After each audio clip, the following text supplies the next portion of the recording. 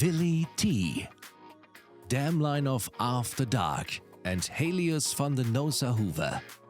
Sire Pagani of the Paddocks won the Dutch Championship for 4-year-olds last year and ended up second in the National 5-year-old Championships this year.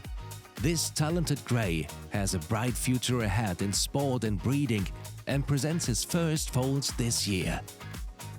Willi T was bred from a sibling to the international 145 level horse Hinosa C, and Grandam Ninosa II is a half-sister of the 145 and 150 level show jumpers After Dark, Colore and Ferrero Rocher. From this direct dam line also descends Alex Grenado's successful 1.60 m horse Helios van de Nosa-Hoover.